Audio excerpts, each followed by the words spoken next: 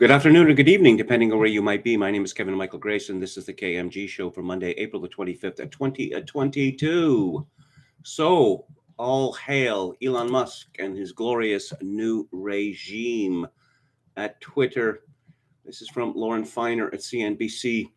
Twitter's board accepted billionaire Elon Musk's offer to buy the social media company and take it private. The company confirmed. The announcement ends a week-long saga Musk kicked off when he offered to buy the company at $54.20 per share, his best and final offer. Twitter's board sought to fend off a hostile takeover by adopting a so-called poison pill. The stock closed up 5.6% for the day after it was halted for the news. Musk said in a statement, "Free speech is the bedrock of a functioning democracy, and Twitter is the digital town square where matters vital to the future of humanity are debated. I also want to make Twitter better than ever by enhancing the product with new features, making the algorithms open source to increase trust, defeating the spam bots, and authenticating all humans. Twitter has tremendous potential.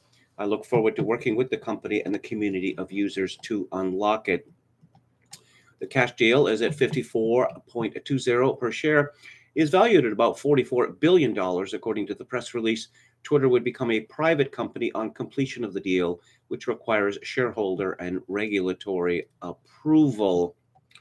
Assuming the deal closes and Musk takes ownership of Twitter, the company will be controlled by the world's richest person and someone who's been a heavy critic of the platform while using it in legally contentious ways, mostly through sensitive posts about his car manufacturer, Tesla. Though Musk has indicated that his primary interest in Twitter has to do with what he views as the company's censorship of free speech, Musk critics are concerned that the billionaire's control over the platform will result in the silencing of their voices and others with whom he may disagree, given that he's often blocked critics from his personal account. As you can imagine, the blue ticks, or a great many of them, are tearing their hair out. And it is very amusing to watch. What it comes down to, what is journalism about now? It's not about supplying information. It is about censorship. Of everyone who stands aside from the, what would you call it, military, journalistic cartel.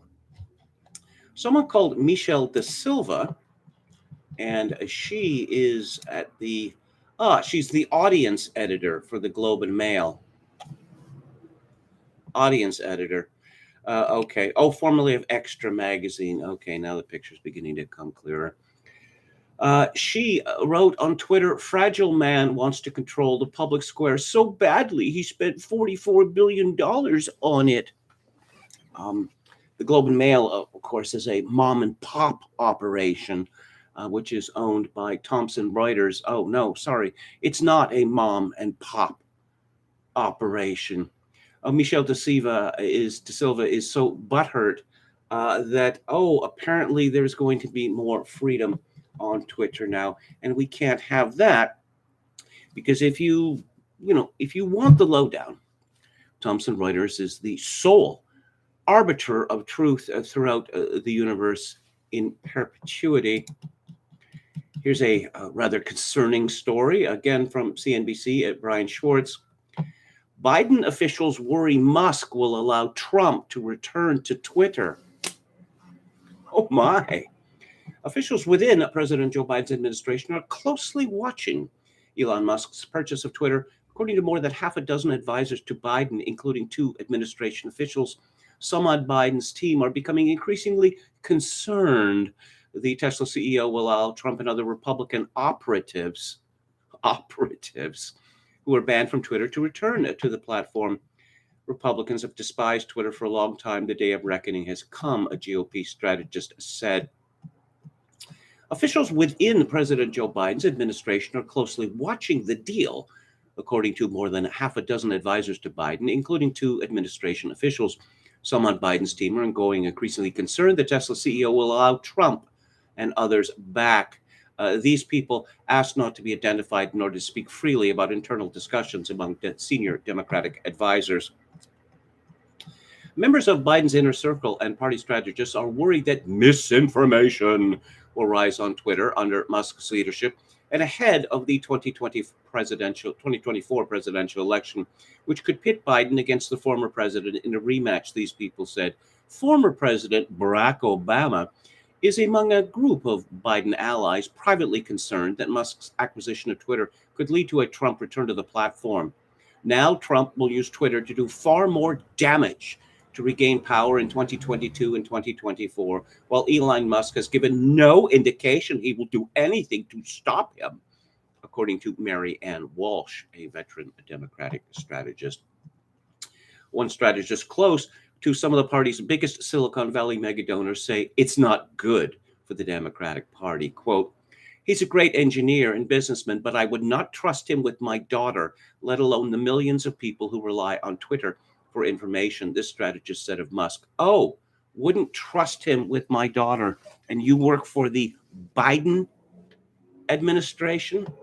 Ho, ho, very satirical. White House Press Secretary Jen Psaki, declined to comment when asked about Musk's deal. Yes, it's spelled P-S-A-K-I, but the P is silent, like the P in toilet. However, she said Biden has long talked about his concerns about the power of social media platforms, including Twitter, and others to spread misinformation, disinformation. She actually put them together, misinformation, disinformation. She said at a briefing Monday, adding that they need to be held accountable. You mean like Twitter and other organs decided to crush the Hunter Biden story just before the 2020 presidential election, which was in no way election interference. No. That would be a conspiracy theory. Twitter permanently banned Trump, who had more than 88 million followers, from the platform for spreading false information blamed for inciting the January 6, 2021 riot on Capitol Hill. I will point out that Donald Trump was president of the United States when he was banned from Twitter. And a final story from CNBC, again from Lauren Feiner. In D.C., Musk's Twitter deal is either a free speech victory or fuel to tax the rich.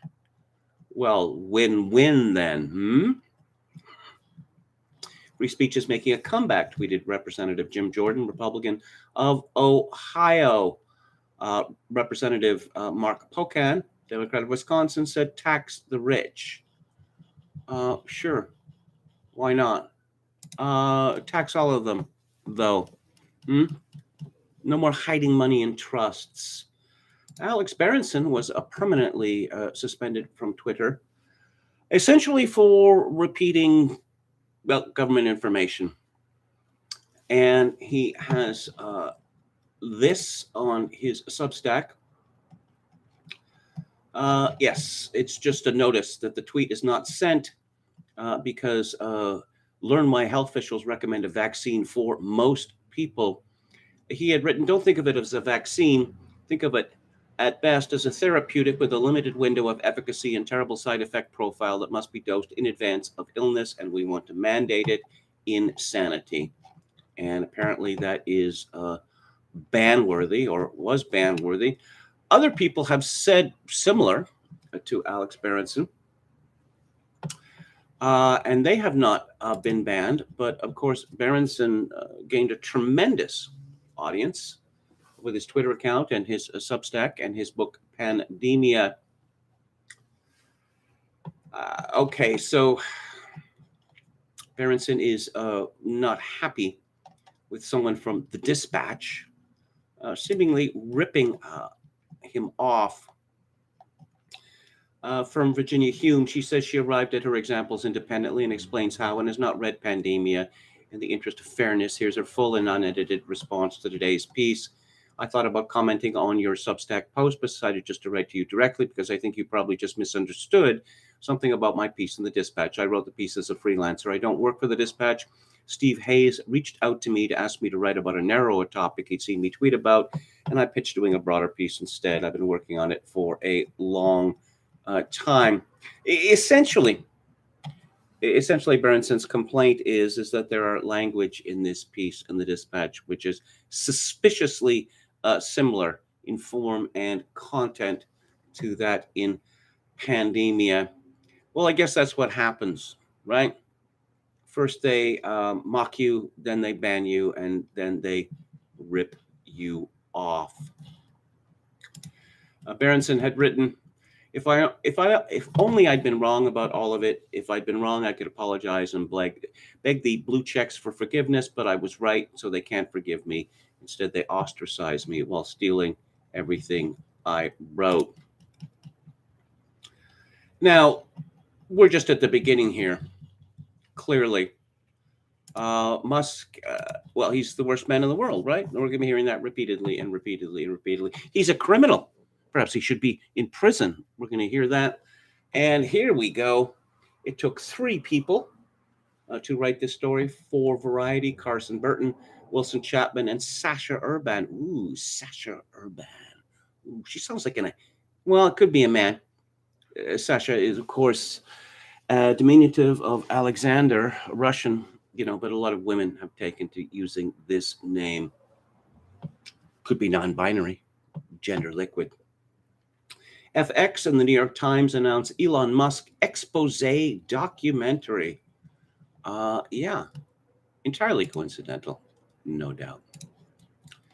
This is from revolver.news, and it appeared on April the 1st, and I highly recommend it to you. The battle of the century. Here's what happens if Elon Musk buys Twitter. And yes, it's not over. The writer, probably Darren Beattie, has this. The Tucker Carlson paradox applies in its most extreme form to a platform like Twitter. The paradox is that Tucker Carlson is so very popular on Fox News. Why don't you see more people like him on TV? Twitter's market capitalization of barely $30 billion at the time is extremely modest by big tech standards. Even Snapchat is twice as valuable. And yet, as the global public square, Twitter is also the epicenter of narrative formation, a key promotional vehicle for journalists and celebrities, and an increasingly critical stage for public diplomacy and hybrid warfare between state powers. Twitter gets to decide which freedom fighters deserve to have their slogans go viral and which authoritarians and domestic terrorists need to be suppressed and censored. Twitter's relatively marginal market cap belies the existential threat it would pose to every dominant institution in the United States, including the national security apparatus, if it implemented a policy of real, unfettered free speech. This is not to dissuade Musk from purchasing Twitter, just the opposite. In fact, Revolver points this out to demonstrate how bold a move it would be. One of the very few which, if successful, would be a genuine game changer rather than a fake and performative gesture. Well, I'm reminded that Goethe once said, "Be bold and mighty forces will come to your aid." Revolver continues, but if Musk opts for the path of boldness and glory, he should be prepared for historic backlash from the regime. The entire system would mobilize against Twitter, reflecting the same cancellation strategies the regime systematically employs to control politicians, websites, major businesses, and even countries. Twitter would get the George Floyd treatment on steroids. The regime would employ the George Floyd tool recently used to cancel Russia, but directed with laser-like focus on a single company and its lone, brilliant, iconoclast leader. Step 1, blame the platform for its users. The moment Twitter stopped telling users what they're supposed to think, elites would immediately treat Twitter as responsible for what all its users think and do. Twitter would be blamed for every so-called act of racism, sexism, and transphobia occurring on its platform. If a Twitter user were involved in a shooting or some sort of terrorist plot, the American national security apparatus would immediately mobilize against it as a hotbed of terrorist extremism. And 2, coordinated pressure campaign. Once Musk's new free speech Twitter is established as a bad actor, a vast constellation of activists and nonprofits will lurch into action to put more and more pressure on the company to change its ways. And of course, the SPLC and the ADL, the Atlantic Council, they would all be involved. Step 3, exodus of the blue checks. And I guess we're seeing threats of that, both leaving Twitter and what another one, hashtag very similar, have been trending. And again, delete Twitter. There's another one. And someone commented on Twitter that this leaving Twitter, delete Twitter is a new version of if Trump wins, I'm moving to Canada. None of those people moved to Canada. I wonder why. I mean, it's not such an unpleasant country. Exodus of the blue checks. Yes, eventually maintaining a Twitter account will become like publicly supporting Donald Trump, defending J.K. Rowling, or donating to Kyle Rittenhouse. Legal, but not the sort of thing done by a person who cares about their career. For American nationalists, the first thought might be good riddance. Left-wing activists and journalists are unbearable. This is misguided, though. What makes Twitter so valuable and useful at its peak was that it really was a pan-ideological public square. It was, and to a much lesser degree still is, the only place where real dissidents and even ordinary people can directly and critically engage with the blue check class. Twitter, in a nutshell, was the place where a top reporter at the Washington Post or the former head of the CIA could be humiliated by an anonymous person with a cartoon frog avatar. When the blue checks leave, the free speech platform might survive, but Twitter will have lost its special magic. Step 4, a deplatforming. Think Twitter is too big to ever take down? Think again. If America's ruling class, acting in concert, can silence a sitting United States president, they are capable of cutting off virtually anything. Twitter itself has shown how it can be done by simply banning links to web content it doesn't want shared. In 2020, Twitter blocked links to the New York Post bombshell Hunter Biden story. This year, Facebook blocked all links to uns.com. Well, earlier today, or just before this show, I went to the Russian-American Twitter site, and I found that the first 10 or 12 tweets were blocked from me because, sensitive content involved. Yes, I've never seen a blown up truck or a bombed out building before.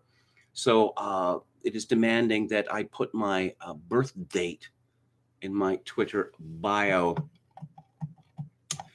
And the writer concludes, the path above is not certain, and while the American security state is powerful, it is also incompetent and anything but invincible. The global American empire will never be brought down unless people like Elon Musk are ready to step up to the plate with genuinely bold, risky, and meaningful moves like buying and liberating Twitter. But it will not be easy. It will be a war. Let the battle begin. Let's go to the chat. And here we go. Hello to Anran Dan. Yo Mama, who says, yay, I can finally watch KMG at work. Hello to Gamion. William Hicks. Anran says, how long before Trump is back on Twitter? I suppose his version of it will have to fold out first. He has said repeatedly, and I believe including today, that he's not going to do it. I don't know that I believe him. We know him to be a mercurial man. Halper says the stars have aligned to bring us a Monday KMG.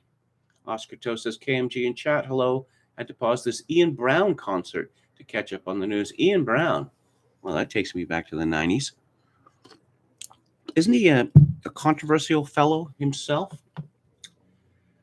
Is Reuters owned by BlackRock, Pfizer? No, it's owned by, a company called Thomson Reuters, which was founded by the Thomson part was founded by a Canadian, Lord Thomson, who bought the London Times. Oh, Cooper says he said he's still not coming back. Yes. Ed McNecklow says, this is a day that the Lord hath made. Joaquin 666 says, is it Tuesday already? David Rice says, wondering how the Apple and Google app stores respond now or soon. This ain't over. Yo Mama says, am I the only one who doesn't want Trump to run again? You shouldn't replace one octogenarian for another. Oscar Toe says, Trump will come back. He won't be able to keep away. Not a chance. Who else do we have here? Hello to the salamander. A penitent? What's with the Nazi signaling? What? Where? Verheugen?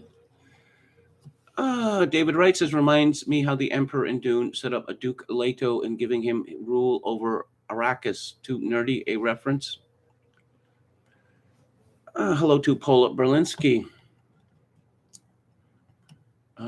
And hello to Professor Paul. Kak Veitje.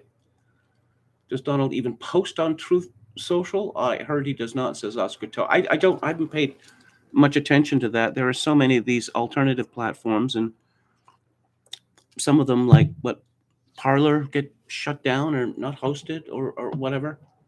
I mean, Twitter has become. I mean, if I look back to say 2016, how fun it was to be on Twitter, how exciting even. And then, crackdown. But, what Darren Beatty was saying is true, that the whole world, or most of it, is on Twitter. If you go to a place like Gab, it is truly an echo chamber. I don't know if Kevin covered it, but I guess Ian Brown got into it with the COVID police a while back. Hello to David the Gnome.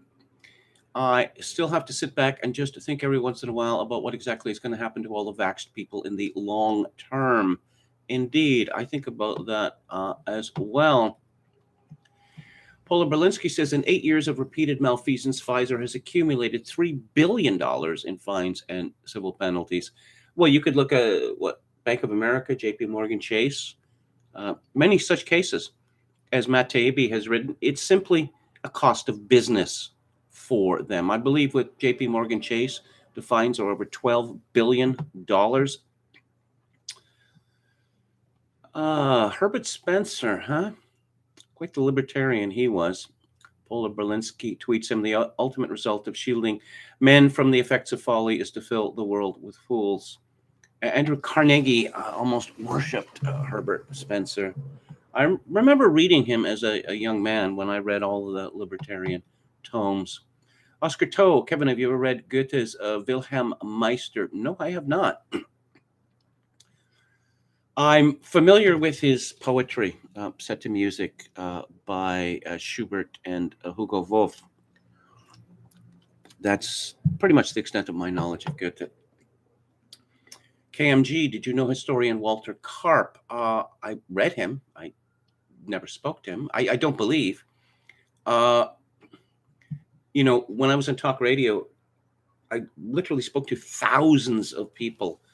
And I remember when a prominent Canadian journalist committed suicide some years ago, it took me a while to remember that not only I had spoken to him, I had had a sit-down conversation with him.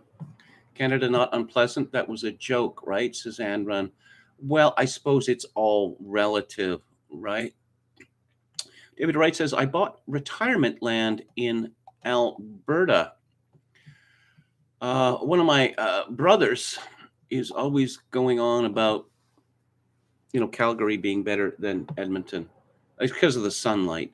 There is so much sunlight in Calgary compared to Edmonton. In the winter, Of course, you get that in Edmonton as well. Sometimes the sun pours through the windows of wherever you're living with such effect in the winter that you find yourself, sweating or having to turn the heat down. Oh, Johnny Depp. I'm not going to talk about Johnny Depp. I'm just not going to. The whole thing is so squalid, and why Johnny Depp is pursuing this lawsuit. Well, you know what they say. Sue in haste, repent at leisure. Of course, Amber Heard is associated supposedly with Elon Musk as well. Contra says Musk is saving our freedom of speech in addition to our stock portfolios now. Hello to Metal Mike. Who says, have you seen the fake study that vaccinated people are in danger when mingling with the unvaxxed? I'm going to talk about that a little later. What a true Greenbeard. That is a tough one to say. Why are there no new translations of Wilhelm Meister? Is there something subversive to contemporary sensibilities in there? I really have to read it. I don't know. Dostoevsky, it's like every 10 or 15 years, this is the definitive translation of Dostoevsky. Really? Definitive? Okay, it's newer, certainly. I have a certain, how would I say, nostalgia for the translations of what, Constance Garnett? People say, oh, old fashioned. Well, she was a Victorian, and Dostoevsky was a Victorian, and, so was Leo Tolstoy. Okay, let's talk about the military journalistic complex. Great piece on his Substack by Michael Tracy called Anatomy of a Bogus Disinformation Smear. And here is a picture of a very bad Canadian called Justin Ling. Now, I'm not saying that Justin Ling is a fed. No, I would never say that, because that would be, that would be clearly wrong. And again, a conspiracy theory. Michael Tracy begins Foreign Policy as a publication that specializes in serious essays about all manner of serious topics in the realm of foreign policy. If you've ever touted your professional credentials as a serious foreign policy thinker, or if you one day aspire to a serious fellow sinecure in serious foreign policy studies, there's a good chance you're a subscriber. I only just found out that on April the 12th, Tracy reports, this highly prestigious journal ran an article that accuses me of participating in a, quote, Russian disinformation operation, unquote. Gee, never could have guessed that'd be the accusation. How unexpected. It took a while for me to learn of this article's existence, because I wasn't contacted ahead of time for any sort of comment or given any chance to reply. Apparently a journalistic convention that's fallen out of favor. Oh well. The journalist who wrote the article is someone named Justin Ling. I'd only ever vaguely heard of this person, but after some modest inquiry, now understand that he self-identifies as a freelance investigative journalist. Yeah. How does one make money as a freelance investigative journalist? Investigative journalism, real investigative journalism, is very expensive and time-consuming, and often it has to be abandoned because you find that you've drilled a dry hole, or you find that what you have cannot be printed for libel reasons. Back to Tracy. In this capacity, Ling claims to specialize in issues of misinformation, conspiracy theories, and extremism. Those who pompously declare themselves to be big media experts in such topics all tend to fit a certain obnoxious mold. Glenn Greenwald has remarked that this newly concocted journalistic beat generally consists of, quote, an unholy mix of junior high hall monitor tattling and Stasi-like citizen surveillance, unquote. NBC News in particular employs a whole dedicated fleet of these people who, as Greenwald put it, devote the bulk of their so-called journalism to searching for online spaces where they believe speech and conduct rules are being violated, flagging them, and then pleading that punitive action be taken, banning censorship, content regulation, after-school detention. Justin Ling belongs squarely to this pretentious media clique. He even claims to have been one of its pioneers. And his latest foray into freelance investigative journalism apparently entailed scrolling through my Twitter feed, which you may notice often seems like the main activity of this new breed of journalist, the ones who, like Ling, hold themselves out as seasoned worldwide misinformation debunkers.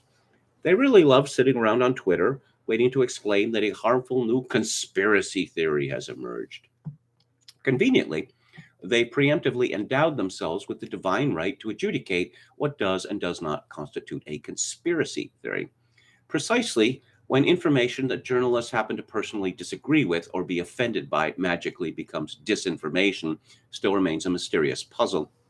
Those like Ling, who parade around in this fashion, can be frequently observed snidely dismissing concerns about online censorship, even as they piously warn how very dangerous it is that uncensored content is allowed to proliferate on the internet. Naturally, Ling also now claims to specialize in the Ukraine, and since the invasion has diligently worked to debunk all manner of Ukraine-related disinformation. While the definition is always in flux, depending on this media cohort's latest political imperatives, disinformation in April 2022 seems to be largely defined as any information which may run counter to the interests of the Ukraine government or its patrons, such as the United States and Canada, the latter of which Ling is a proud resident. So when people on the internet started rudely discussing the statement by Victoria Nuland last month that US-funded biological laboratories exist in Ukraine, Ling deployed his amazing investigative skills to purportedly unearth where this conspiracy theory had originated. And you won't believe what he discovered. The whole thing supposedly started with a random account on Twitter. Ling doesn't actually prove that this conspiracy theory originated with the tweet he says he found. He just asserts that it did, and excitedly adds that the account in question had also expressed some belief in QAnon nonsense. Even though Ling presents no tangible proof for his foundational contention, that's totally fine with the Canadian Broadcasting Corporation, which aired his little segment attributing the whole biolab story, get ready for this shocker, to a nefarious Russian right-wing disinformation network. Ling managed to valiantly map out the network by screenshotting tweets. To demonstrate that any misgivings about the biolabs were reprehensible disinformation, Ling conducted a friendly chat with the Pentagon official Robert Pope, who denied that there was anything untoward going on. This was the extent of Ling's investigative journalism on the issue. In the segment, Ling is shown doing nothing other than presumptively accept the Pentagon office officials' explanation. Despite airing on the Canadian government's TV channel, the segment has that annoyingly familiar feel of choreographed and branded edginess, reminiscent of Vice, where Ling also once worked. Amid the sonic backdrop of weird, thumping ambient music, the viewer is for some reason made to follow along with Ling as he adventurously travels throughout Virginia highways and airports. Oh, wearing a mask, of course. The CBC's description of the segment reads, "Investigative reporter Justin Ling exposes how a QAnon conspiracy theory about US-funded biolabs in Ukraine morphed into mainstream disinformation." And Tracy comments, which is strange because a high-ranking US State Department official, Victoria Nuland, is the one who confirmed the existence of the US-funded biolabs in public congressional testimony. Given her well-documented history of intimate meddling in Ukraine and her membership in one of the most prominent neoconservative familial dynasties in the United States, Nuland's comment understandably sparked widespread interest. Nevertheless, Ling and the CBC seemed satisfied that they had settled the issue and successfully pinned the entire thing on the usual nexus of Kremlin and Fox News. This is far from Ling's first battle on the front lines of the information war. A biography on his talent bureau page states he is also investigating Russian meddling in Canadian politics, a project that has taken him from inside the headquarters of the Department of National Defense to a NATO training base in Latvia. Man, I'd love to know how much it costs for a custom Ling speech on that fascinating topic. Ooh, he's inside the headquarters of the Department of National Defense. Does Canada still have a national defense? What is it defending and how? Ling identifies as a queer journalist, whatever that means exactly, and part of his coverage of the war in Ukraine has been to convene a panel of queer Ukrainians. During that panel, Ling said, "I spent a little time in Kyiv myself. I'm looking forward to going back someday soon. I have to confess, Kyiv has maybe some of the most fierce drag queens I've ever seen in my life," unquote. So that's some background on Ling.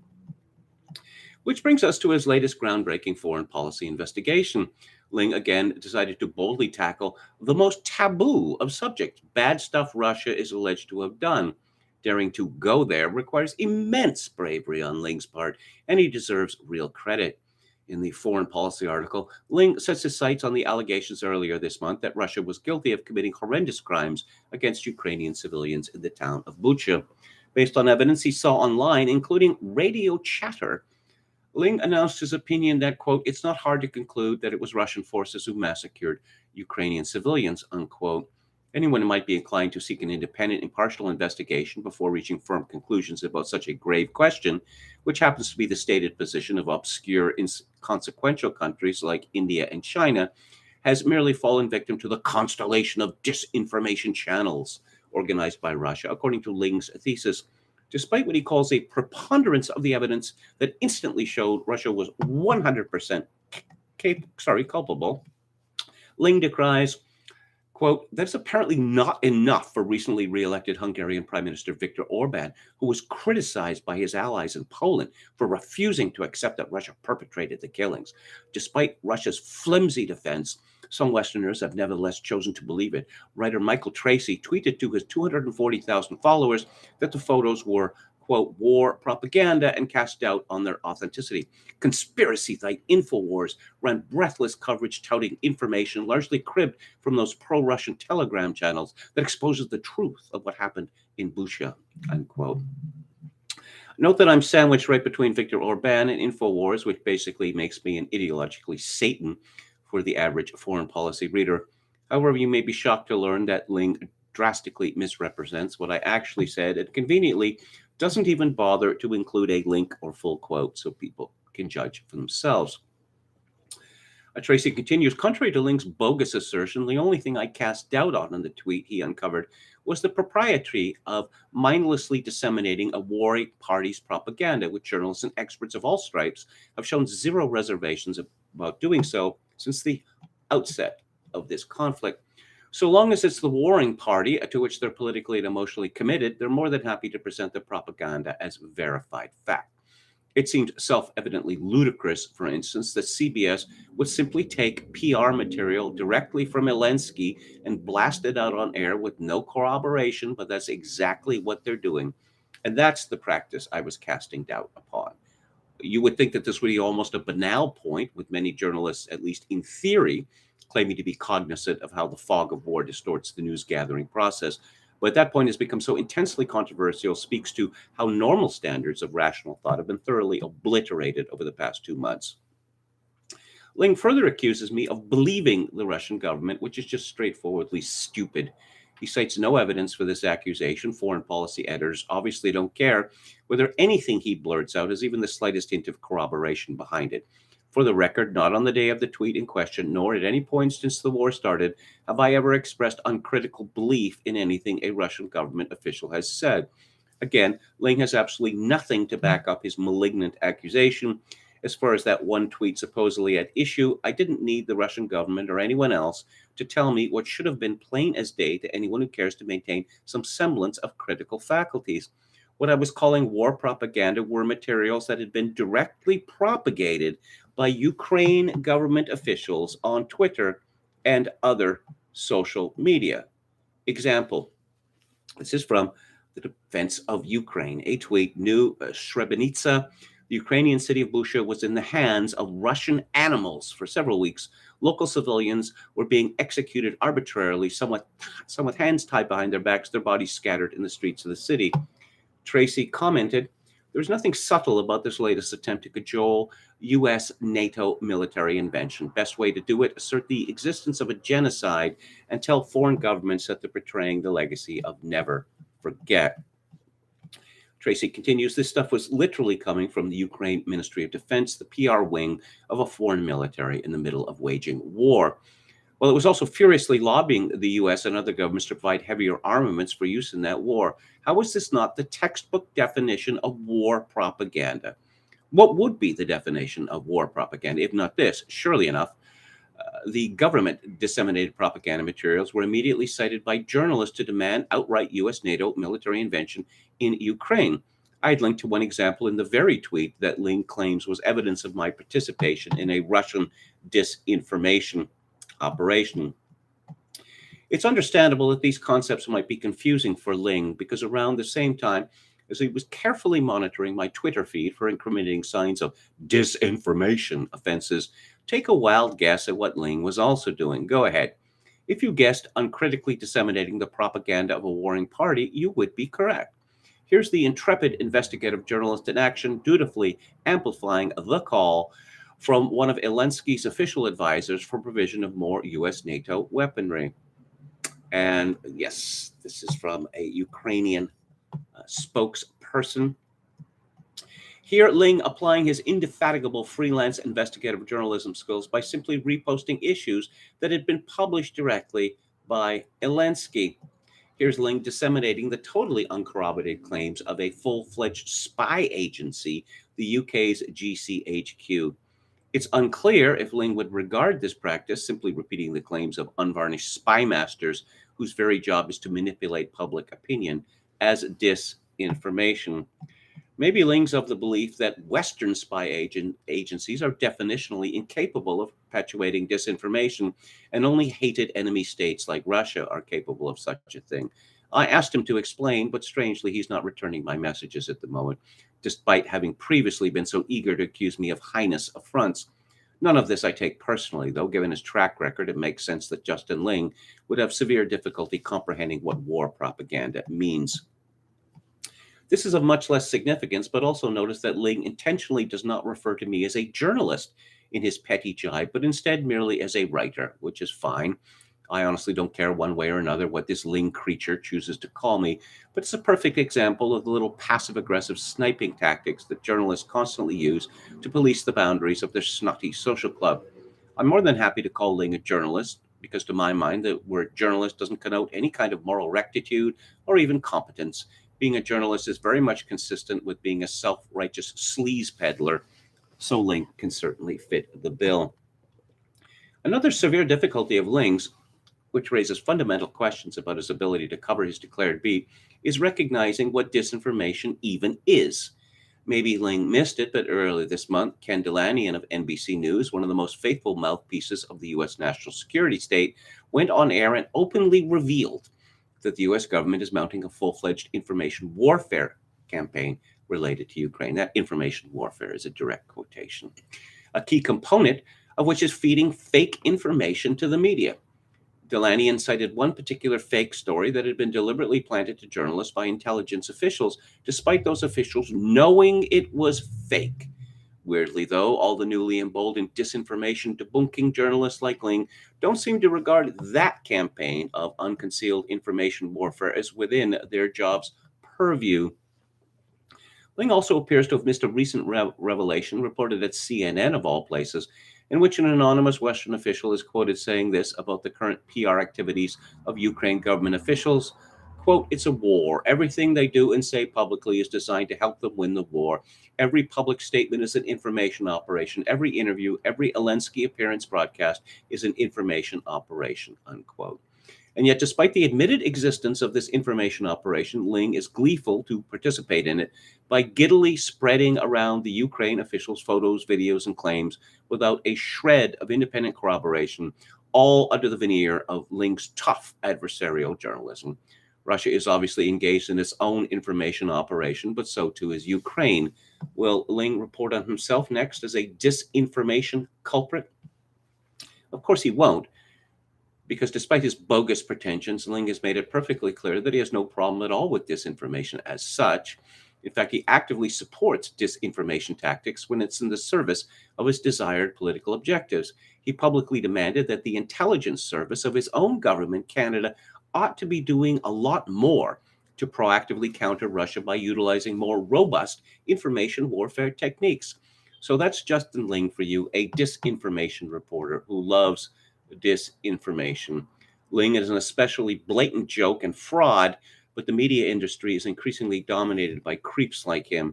Fortunately, they can't do much to me, Michael Tracy concludes, except to provide occasional amusement at how pathetic they are. Justin Ling, I would describe him as Antifa adjacent. I think that would be fair. I think that would be fair. But wait, there's even more Justin Ling news, and this is a wild, wild story. This is from Rebel News. Sheila Gunn Reid. RCMP cover-up after leaked messages bragging about trampling convoy protesters. The National Police Force focused on hiding the identities of these officers by deleting videos or articles or tweets that mentioned any of them. The team decided to pull down pictures of the officers involved from RCMP websites. And this involves the RCMP musical ride, who I thought pranced around on horses. But it turns out they also do backup duty. And they were very much pleased to get flown to the Chateau Laurier in Ottawa and have slap-up meals and drink the booze and also get into it with the protesters in Ottawa. And how is Justin Ling involved? Well, you might recall that Justin Ling has been putting about the one might call disinformation that the trucker protesters in Ottawa were armed and dangerous. No, not so. Not so. And influencers. Apparently, the government has influencers in the media. It's not going to say who these influencers are. And yes, the Rebel news reporter Alexa Lavoie, on page 102 of RCMP document, the team circulates the false claim that Rebel News set up a domain before a police-involved incident happened to our reporter, Alexa Lavoie. She was peppered sprayed, stuck with a baton, and shot with a canister by riot control police while covering a peaceful protest. At one point, the team became concerned about a whistleblower in their midst, with one comment saying this could suggest that a member of this chat is sending screenshots.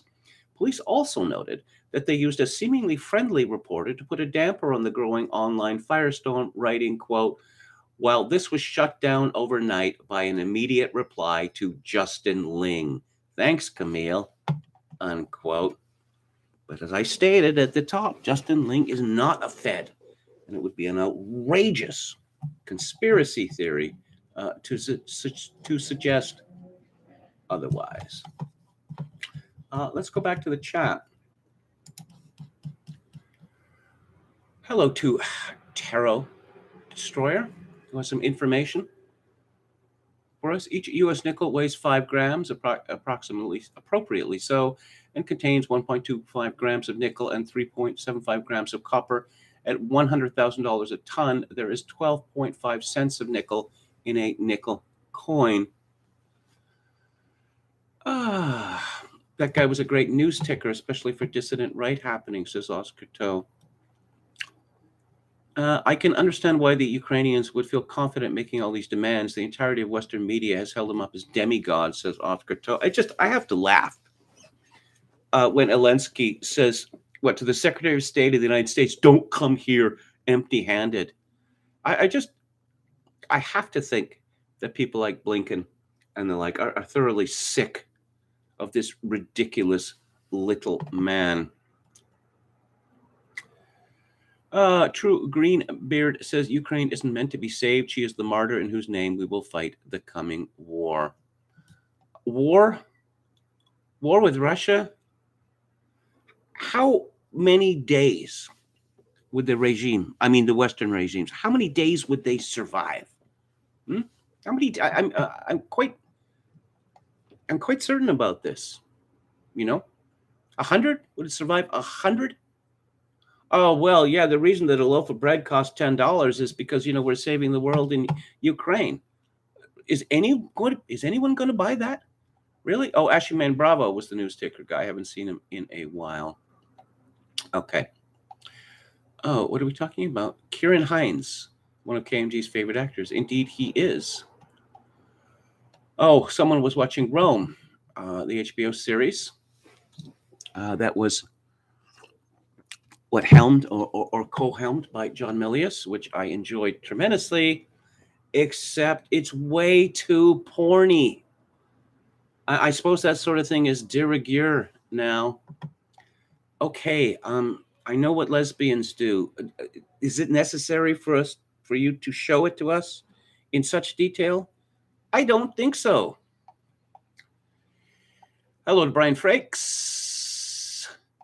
Whoops, wrong Ling. At CNN, there's a Lisa Ling who looks like Lucy Liu. Ling is both a Chinese name and a Scandinavian name. And in this case, Justin Ling is a Scandinavian. I remember when Eccles got out, he was amazed there were different types of coffee, says Oscar Toe. Okay. Which Eccles is that? Tarot Destroyer says in criminal law, criminal conspiracy occurs when 2 or more people come together and create a plan to carry out a criminal offense. Yes, I pointed out before, apparently the majority of federal crime indictments in the United States are for, in fact, conspiracy. And investigative journalism, isn't that like looking at someone's Twitter history? Well, it's pretty easy to do that, and I know I do it as well. But again, I'm not really an investigative reporter, and I can't say that I ever was an investigative reporter. The magazine that I worked at for almost a decade, we did it only very rarely for reasons mentioned above. Too expensive, and you spent 4 weeks on this story. What do you got? Well, it's all coming together. No, what do you have right now? Nothing. Okay, nothing that you can print. Okay, we're just gonna, give you a bunch of normal stories for next week. And what are we going to talk about now? We are going to talk about, Hunter Biden. Oh, this is just so ugly. And it just gets uglier and uglier. This is by John Levine and Miranda Devine at the New York Post. Joe Biden met with Hunter Biden, business partner at the White House. I thought we knew that a long time ago, but I guess it's good to be reminded of it because, that appears in the New York Post, so it must be Russian disinformation.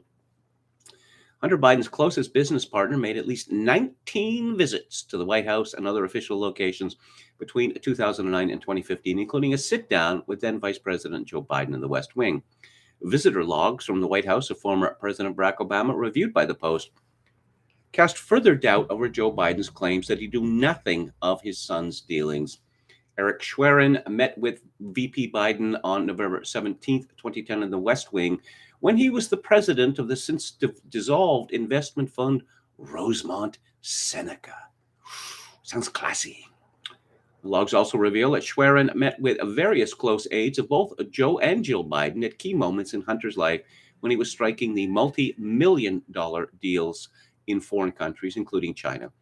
Biden has long insisted he had no involvement in his son's foreign affairs. I have never spoken to my son about his overseas business dealings, he said in 2019. Not everyone gets to meet the Vice President of the United States in the White House.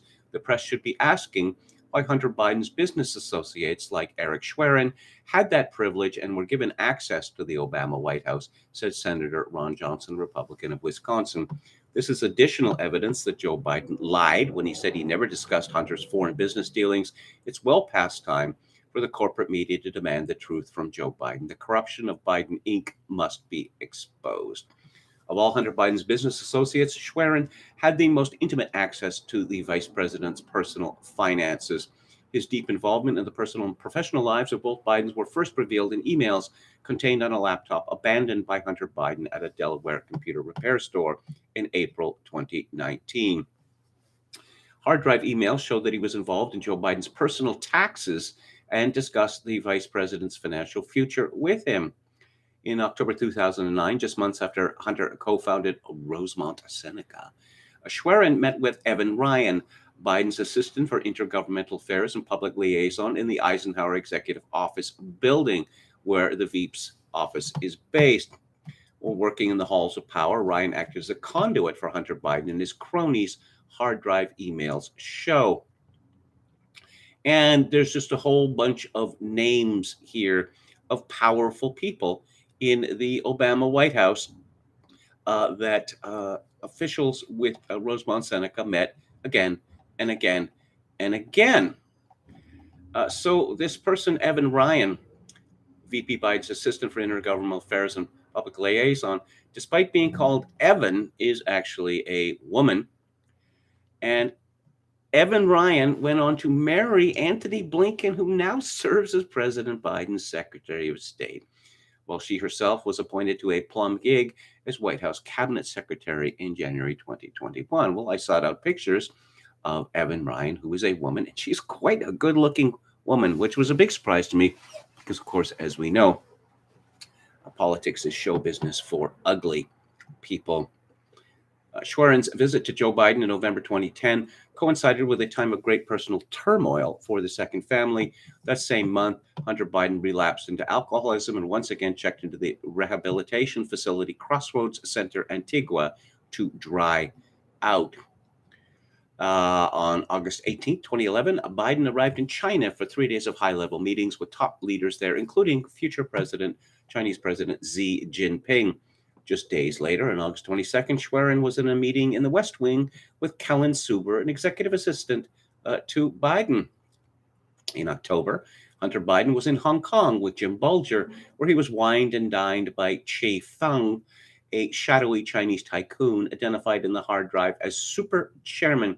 Feng is the son-in-law of Dai Xinglong, a high-ranking Chinese Communist Party officials, and more. China.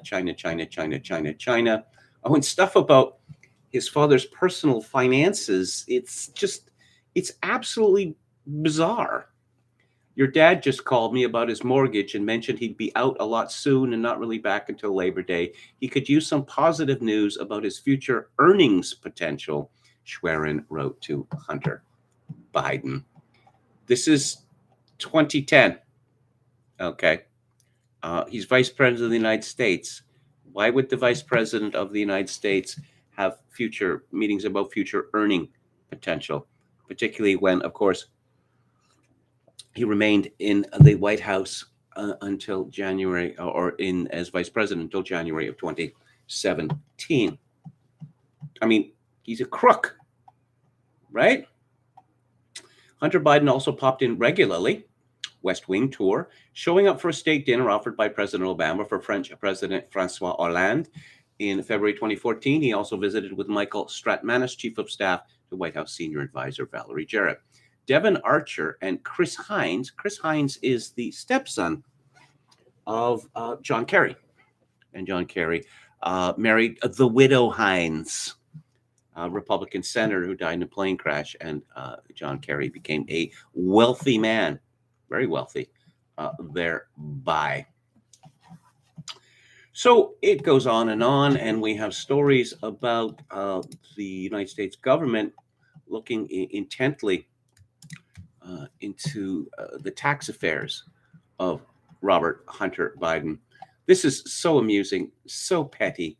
This is by John Levine at the New York Post. Wikipedia editors removed the entry for Rosemont Seneca earlier this week on the ground that it was not notable. Archived comments from its talk page reveal the deletion happened Wednesday. The investment company co-founded by Hunter Biden has been at the heart of numerous questions surrounding his overseas business dealings. This organization is only mentioned in connection with its famous founders, Hunter Biden and Christopher Hines, said a Wiki editor identified only as Alex, who additionally warned that keeping it around ran the risk of the page becoming a magnet for conspiracy theories about Hunter Biden. Attempts to merge the story with Hunter Biden's official Wikipedia page were also overruled. The brief article was thin on details and in bad need of an overhaul, but it did provide information about the company's founding by Hunter Biden, Devon Archer, and Chris Hines. Wikipedia has tilted so far left in recent years that its co-founder, Larry Sanger, now says the site can no longer be trusted and has become, quote, propaganda. There's a very big, nasty, complex game being played behind the scenes to make the article say what somebody wants them to say, Sanger said last year. Activist editors on the site have long tried to delete an entry for mass killings under communist regimes, though for now it remains still remains there. Oh, and this Hunter Biden, what a charming, charming fellow. The incestuous crackhead. Note to self, don't abandon laptops. I don't have a laptop, but this is from Jessica Chasmar and Cameron Cawthorn of Fox News. Hunter Biden sent an email to his brother's widow, Haley Biden, pressuring her to get an HIV test as the relationship deteriorated in 2018, about a month before he fathered a child with another woman. In an email titled, "You need to get tested for HIV, Haley." Yeah, it's just coming right out with it. Obtained by Fox News, Hunter demanded that Haley get tested for HIV and informed him of the results that day. The email also accused Haley of turning Hunter's niece against him and called on Haley to seek serious long-term professional health. "You need to inform me of the result today," all caps, Hunter wrote at the time. "I'm getting tested today. I've been sick, scared, Haley, and you hang up on me. The love you give is so disturbing." I don't know what that means. In earlier email exchanges that same month, Haley called Biden a passive-aggressive asshole, and Hunter advised her to focus on her sobriety. I hope you have someone to turn to in bed in my brother's house, and that act of love can be for him or her or them, and not a secret romance, Hunter wrote to Haley on July 15, 2018. Don't take drugs, kids. Having revealed the details of his affair with Haley in his 2020 memoir, Beautiful Things, ho ho, explaining that he and Haley started a relationship in 2016, about a year after his brother Beau died of brain cancer. Really? Is that when it started? Hunter said he successfully convinced his dad, now President Joe Biden, to issue a statement condoning the affair in 2017 after he was initially reluctant to offer public support. We were all lucky that Hunter and Haley found each other as they were putting their lives together again after such sadness, the elder Biden said in a statement. They have mine and Jill's full and complete support, and we are happy for them. Hunter was married to Catherine Bewley, but separated at the time of the affair, and the two finalized their divorce in April 2017. During the time, while living with Hallie, Hunter started a sexual relationship with Hallie's older sister, Elizabeth Secundi, in addition to ex-stripper London Roberts. In July 2018, the same month that Biden sent his email to Haley demanding she get an HIV test, Hunter was infamously blackballed from the Chateau Marmont Hotel in Los Angeles due to his drug use over the course of 5 months staying at the hotel, according to Miranda Devine's book Laptop from Hell. Hunter and Haley eventually split in late 2018, which became public in 2019. In one email Hunter sent to Haley in December 2018, Hunter called her a, quote, clueless, middle-aged, over-Botoxed, flat-ass loser, unquote. Oh, dear. Oh, dear. Oh, dear. Oh, dear. Why did he get involved with this woman in the first place? Was it the thrill of the taboo? Is that what it was?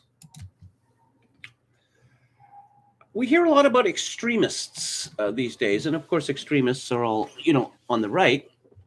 Marine Le Pen is apparently extremist. Maxime Bernier is an extremist. I could go on. Let's talk about the real extremists, the ones who want to kill people, the ones who want to kill hundreds of millions or billions of people. That would be the Greens, the deep Greens. This is from Chris Matthews at the Daily Mail. Extinction Rebellion rabble-rousers' sick joke about euthanizing baby boomers. An Extinction Rebellion chief has been slammed for proposing to euthanize boomers in retaliation for climate change. Boomers is a term for the post-war generation of people born between 1946 and 1964, who would be aged 58 to 76 today. Environmental radical Jessica Townsend said rich boomers would be the first to go under her sick purge, even though she herself is a so-called boomer. Conservative MP Richard Holden told The Telegraph Townsend's euthanasia comments show the truly sinister and dangerous motives behind Extinction Rebellion. Townend told senior eco warriors, quote, how about euthanizing boomers as they caused the problem and are such a big part of the problem? First to go, rich boomers, unquote, according to The Telegraph. The purple-haired grandmother, who was found guilty of criminal damage for an eco protest in 2020, added, if they start with the rich, they'll never get to me. Yeah, you never know. These revolutions tend to get out of hand pretty quickly. Along with XR co-founder Claire Farrell and ECHO leader Professor Rupert Reed, she dubbed graffiti reading Lies, Lies, Lies on the Office of the Global Warming Policy Foundation, a think tank aiming to fight against harmful eco policies that was once run by former Chancellor Nigel Lawson. This green revolution, that's what it will, it's not going to happen. Well, I say that, I don't know. But if it does happen, it's going to end with a vast Malthusian die-off, because a certain level of production is needed to keep alive the many billions of people who live on Earth. And if that production shrinks significantly, then people will start to die off in large numbers. How how do you treat terrorists? I thought we weren't supposed to negotiate with terrorists, but I suppose if they're deep greens, exceptions may be made. So this story was reported 2 days ago. I don't know what's happened since then. It's from the Toronto Star, actually from Canadian Press. A 68-year-old activist said death watch monitors were ensuring his safety on the 23rd day of a hunger strike over old-growth logging practices in British Columbia. Howard Breen said Saturday that he stopped drinking liquids 2 days earlier in a bid to pressure the province to stop all old-growth logging due to the climate crisis, and that he won't end his protests until the Forests Minister agrees to a public meeting. Breen said Katrine Conroy called him and a fellow hunger striker Friday, but refused to meet with them and other members of a group called Stop Old Growth. I think that these people should be told to pound sand. It's the same trick that we hear about from the trans kids. You must affirm my gender or I will kill myself. Oh, is there any other demands that you're making? Any other terrorist demands that you're making? Oh, let's see if we have an update here. This is from the following day, from the Georgia Strait. Oh, my old colleague, Charlie Smith. 2 BC environmental activists on hunger strikes are in rough shape this weekend as the BC government continues stonewalling their one demand. Nanaimo resident Howard Breen, 68, was taken to hospital on the 24th day of his hunger strike. He stopped consuming fluids on Earth Day. Well, how long can people live without consuming fluids? 7 days? I mean, this is terrorism. Full stop. But they got the media behind them. NDP Cabinet Minister George Heyman shares his thoughts with supporters of hunger striker Howard Breen. Yeah, okay. We have plenty of old-growth forests in British Columbia, you know. British Columbia is a vast province inside, and most of it is heavily forested. And in fact, British Columbia is so relatively underpopulated that, I could, if I had a helicopter, I could drop people, in forest somewhere, and they'd be 50 miles from another person in every direction. Oh, speaking of more terrorists, this is from Latoya Gale from the Mail Online. Oh, well, we haven't got to the terrorist part yet, just the stupidity. Just the stupidity part that, you know what the problem with the entertainment industry is? Not enough alphabet people. You may have seen that senior figure at Disney announced that future productions, 50% of everyone involved would be alphabet people. A best-selling author has said alphabet people stories are explored in depth in the new Doctor Who spin-off podcast. Yeah, this connection between Doctor Who fans and, how would I put it, gender-crazy people, I think it's pretty strong, just like Star Trek. Juno Dawson, 40, and of course this person's name is Juno because they always pick weirdo names, who lives in Brighton, yes, of course, explained that Doctor Who Redacted, which began on BBC Sounds 17th of April, is the first time the fictional universe has had a cast that is completely led by queer women. And this is going to make the podcast just so much better. I mean, it's got to, right? Some people on the left in the Labour Party in Britain they're fed up with this because they're sane enough, I suppose, and brave enough to understand that this is killing them. From a Greg Heffer at the Mail, Labour MP Rosie Duffield has claimed her own party are making complete idiots of themselves over women's issues, as she warned it was driving some Labour voters to the Conservatives. The Canterbury MP has been subject to online threats and branded a transphobe after she stated that only women have a cervix. She has also previously claimed that self-identification as a woman might not be appropriate for entering women-only spaces, like prisons, for example. Labour leader Sir Keir Starmer insisted last year it was not right to say only women have a cervix and described Duffield's statement as something that shouldn't be said. He has since continued to grapple with Labour's position on transgenders' rights and recently swerved questions on whether a woman can have a penis. Others on the party's front bench, such as Shadow Home Secretary Yvette Cooper and Labour Chair Annalisa Dodds, have also struggled to answer questions in recent weeks on how to define a woman. I'm looking at a picture of Rosie Duffield, and she looks like a resolutely normal person, which I don't think is an accident. Juno Dawson does not look like a normal person. Not. I wonder if this person renamed their self over that terrible movie that starred that woman, that Canadian woman who's now not a woman anymore. You know the one I'm talking about. And the University of Waterloo. I don't think this is except for the people who go to the University of Waterloo, I don't think this is a university in Canada that anyone pays attention to. But they do now. This is from Jonathan Turley's blog. University of Waterloo limits science position to women, transgender, non-binary, or two-spirit persons. Now, apparently, this could be against the law, but never mind that. But I learned something here, and I was suspicious about this. Two-spirited. Oh, that's an Indian thing that goes back since forever. No, it doesn't.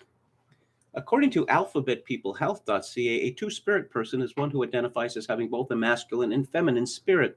The term was coined in 1990 by Myra Laramie at the third annual Intertribal Native American First Nations Gay and Lesbian American Conference. Two-spirit also may include same-sex attraction and a wide variety of gender variants, including people who might be described in Western culture as gay, lesbian, bisexual, transsexual, transgender, genderqueer, cross-dressers, or who have multiple gender identities. So, 1990, 32 years ago. But the media would have you believe that, no, actually, the Indians of North America, they've always had this two-spirited term, and it's just made up, just like Turtle Island. I never heard anyone use this term Turtle Island until the 1990s. But no, Turtle Island, they've always referred to North America as Turtle Island. How would they know that it's an island? How would some Indians living on the prairies, what would their knowledge of the wider world be? It would be very small indeed. But no, they all used the term Turtle Island, and they all felt fiercely protective, of Turtle Island, despite the fact that they were killing each other, engaging in genocide, enslaving and torturing each other, well, since forever before the white man arrived. Let's go to the chat. Here we are. Hello to Tom Anderson.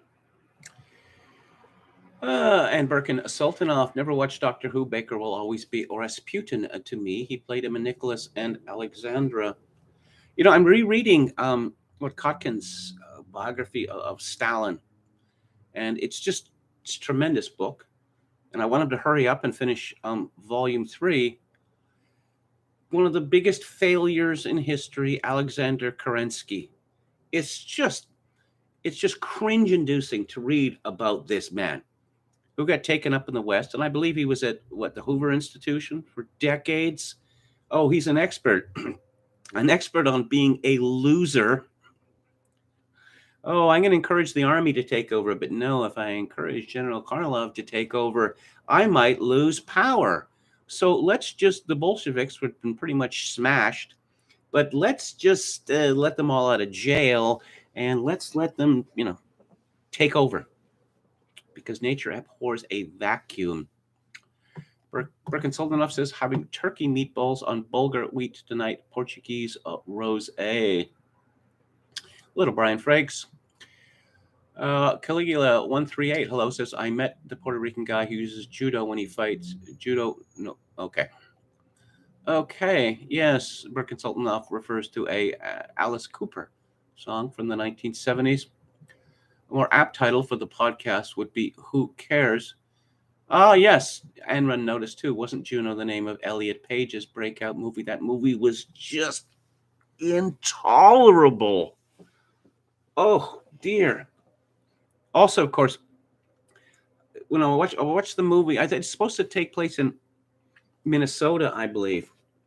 And I'm looking at it, and I'm thinking, those are really high mountains for Minnesota. I don't think this was filmed in Minnesota. It was filmed in Coquitlam, which is just outside Vancouver, a place where I once lived in the 1960s. In both Coquitlam and Port Coquitlam. There's got Coquitlam, Port Coquitlam, and there's North Vancouver and West Vancouver. There's also East Vancouver, but that's not an official designation. Tom Anderson says prescribing drugs to alter someone's hormones based on the delusion that they are a gender other from the one they were born should be covered under those laws. Well, yes. Oh, Congress should pass laws, and Scotland should hold challenges to those laws that make performing gender reassignment surgery a capital offense. John S. says dead in 3 days without water, or so I've heard. Hello to Dionysus. Climate activist set himself on fire on the Supreme Court steps, says Chogokin 666. Hang on, I gotta close the door here. That's better. Much quieter. More boomers should be like KMG and less like the purple-haired maniacs calling for a genocide. I just thought that, being against mass murder was a fairly uncontroversial viewpoint. Apparently, it's less uncontroversial than I had thought. The Irish actress who played Octavia had a nice face, not really beautiful, but quite appealing, says Anne. I would agree. Octavia. Okay. One of the actresses from Rome ended up as the annoying daughter of Mike Ehrmantraut from Better Call Saul and Breaking Bad. Really, really annoying. Like her father-in-law, rather, really putting himself out for her. She doesn't seem to appreciate it.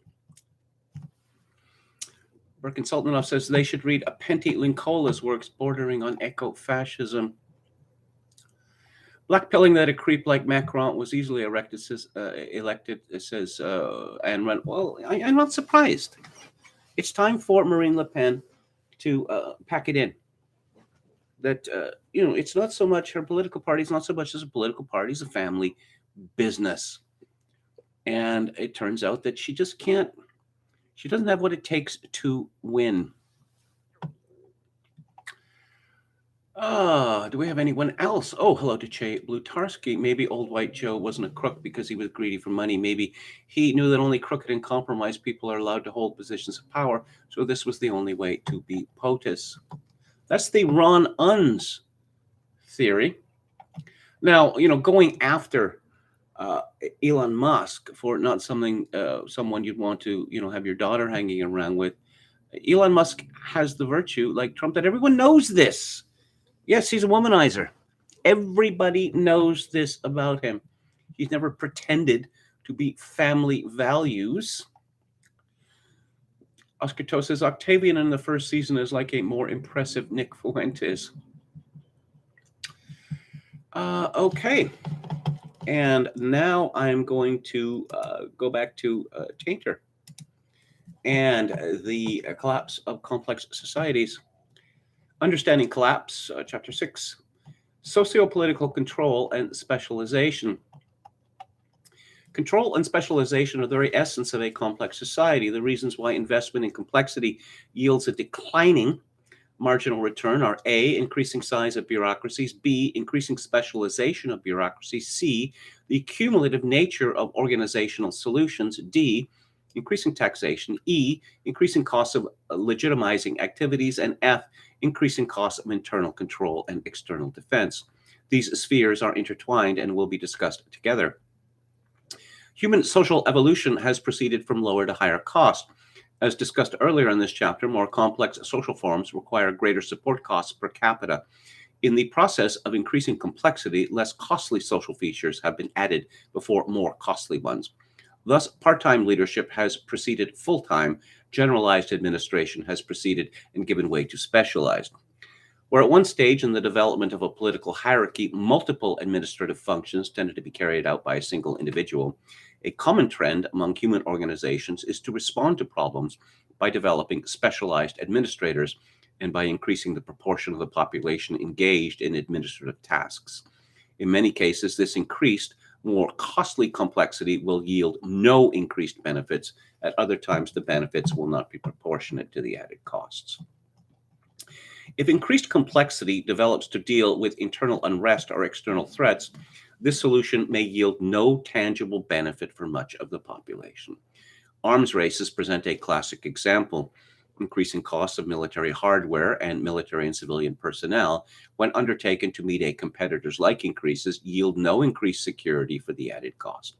Such increased costs are often undertaken merely to maintain the balance of power status quo. As a military apparatus increases in complexity, its administrative costs increase disproportionately, as Parkinson's figures indicate, usually to little or no competitive advantage. Technological investments in military hardware, moreover, follow the marginal return curve of all technological developments. Improvement innovations, as in the steam engine, become harder to achieve and yield declining marginal benefits. Scherer concludes, for example, that the F-4 warplane was a greater technological leap relative to the subsonic F-85 or F-86 than the more recent F-15 was to the F-4.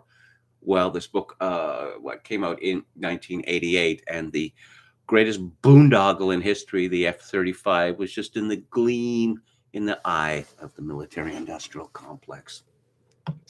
Similarly, if increased complexity is undertaken because of a need for hierarchical administration of, say, agricultural production, the results are likely to be the provision of no more than the base subsistence level for the population so served. This would probably average around 2,000 calories per person per day. Now, this same population at a previous point in their history were probably able to provide themselves with the same 2,000 calories without the cost of an administrative hierarchy. For whatever reason, whether population growth, soil deterioration, or climatic fluctuation, the population later comes to require the development of a hierarchy to reverse a trend of declining agricultural output. When this occurs, the per capita subsistence yield may be returned to the base level, yet now this is accomplished at considerably greater cost. The marginal productivity of the interlinked administrative agricultural system has declined. Organizational solutions tend to be cumulative. Once developed, complex social features are rarely dropped. Tax rates go up more often than they go down. Information processing needs tend to move in only one direction. Numbers of specialists ordinarily don't decline. Standing armies rarely get smaller. Welfare and legitimizing costs are not likely to drop. An ever-increasing stock of monumental architecture requires maintenance. Compensation of elites rarely goes down. What this means is that when there is growth in complexity, it tends to be exponential, always increasing by some fraction of an already inflated size. Complex societies, by their very nature, tend to experience cumulative organizational problems. As systems develop more parts and more complex interactions among those parts, the potential for problems, conflicts, and incongruities develops disproportionately. Mansur Olson has produced a good example of how complexity itself breeds further costs. Among contemporary societies, as regulations are issued and taxes established, lobbyists seek loopholes and regulators strive to close these. There is increased need for specialists to deal with such matters. An unending spiral unfolds of loophole discovery and closure, with complexity and costs continuously increasing. Perrow has shown how in technological systems, the potential for catastrophic accidents increases solely by virtue of more complex linkages among parts. The cost of preventing accidents must therefore also rise.